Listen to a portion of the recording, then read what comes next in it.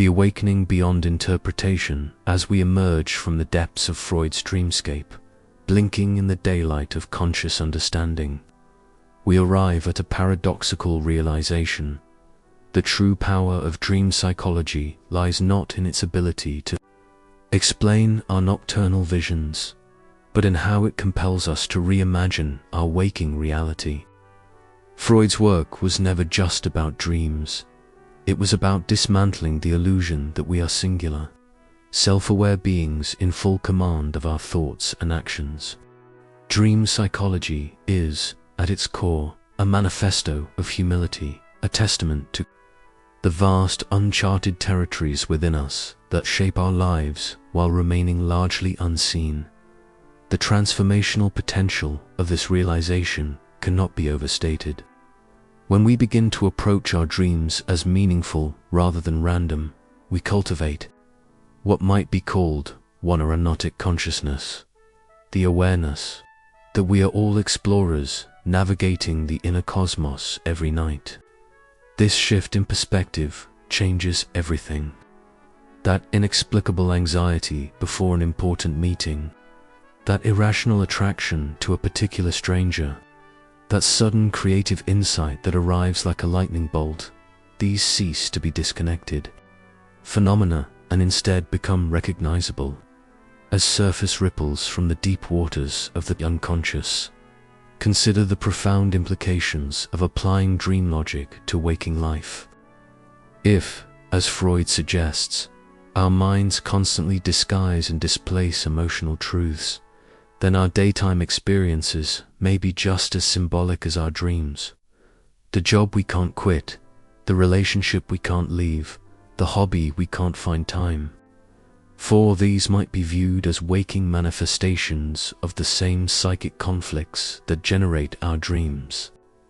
The office bully who evokes our childhood fear of an angry parent, the romantic partner who represents an unfulfilled aspiration, the road not taken that haunts our midlife. These are not just life circumstances, but living symbols, as ripe for interpretation as any dream.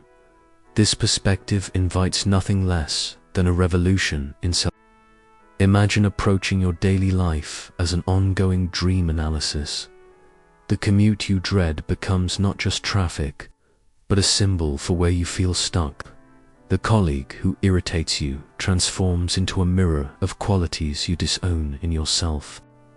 Recurring argument with your partner reveals itself as a reenactment of deeper wounds. Freud's greatest gift may be this interpretive lens that turns the mundane into the meaningful, the ordinary into the oracular.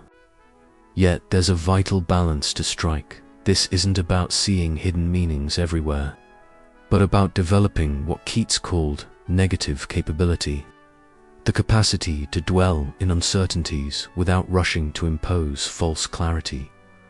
The call to transformation here is first comes the practice of dream attention, keeping a journal by the bedside, training oneself to catch those evaporating visions before they disappear. Then develops the skill of dream respect, treating even the most bizarre or trivial seeming dream as potentially significant. Ultimately arrives the stage of dream dialogue, where we learn to converse with our unconscious, asking not just "what does this mean?" but "what are you trying to show me?" But the final frontier extends beyond personal growth. If we accept that individuals have unconscious motivations, might the same be true of cultures and societies? The collective nightmares of traumas, its prejudices, its compulsive behaviors might benefit from the same interpretive approach Freud applied to individual psyches. What repressed truths might lie behind a society's obsession with certain icons or its compulsive repetition of historical patterns?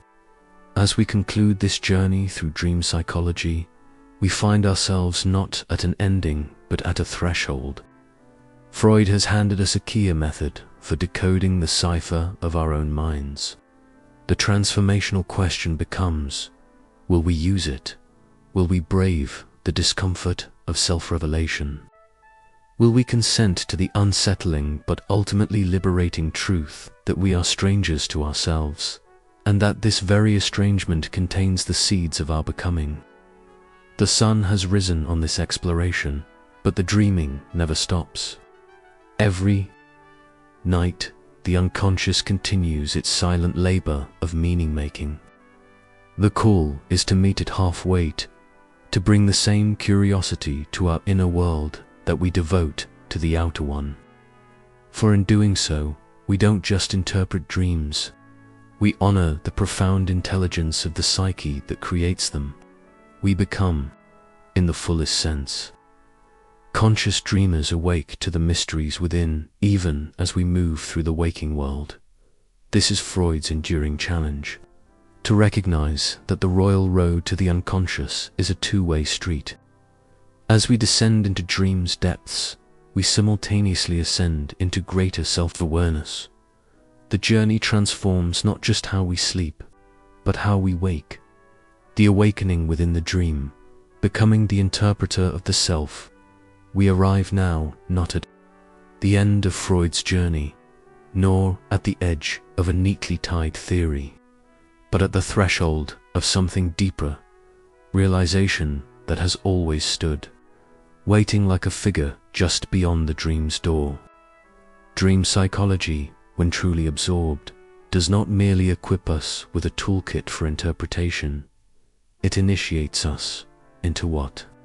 Into a new way of seeing, a reorientation of consciousness itself. Freud's gift was not only to decode the language of dreams, but to reveal that this language is the native tongue of the Soland, that all of life, when viewed with the same symbolic eye, becomes a dream awaiting understanding. In dreams, we confront ourselves unmasked. The polite narratives we maintain in waking life, our roles, rationalizations, and daily decorum are swept away by sleep's tidal forces.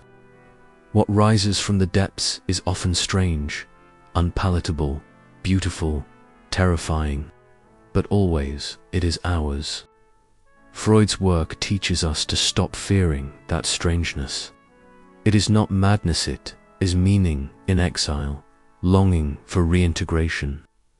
The dream becomes the voice of the self we've hidden from, the child still waiting for closure, the lover we never dared to be, the angry God whose temple we shut. To truly embrace the teachings of dream psychology is to commit to this reintegration. It is to become a witness to your own myth, not as a distant observer, but as both author and character. This path is not linear, and its rewards are not comfort but depth. The more we listen to our dreams, the more they change, no longer cries from the unconscious, but conversations. The terrifying pursuer in one dream may become an ally in another. The locked door, once ominous, may open. The script evolves because the self evolves. Freud understood that we are not singular beings. We are collages of memory and possibility, built from conflict and synthesis. He spoke of the ego, the ID, the superego not as philosophical abstractions, but as living forces in dynamic tension. These internal voices are never silent, even in our quietest hours. Dreams, he believed, are their meeting grounds, the place where negotiation takes form in symbol. The more we learn this language, the more we become capable of internal harmony, not the elimination of conflict, but its transformation into creation. This is perhaps the most powerful takeaway of Freud's legacy, that understanding. Your dreams is an act of reclamation.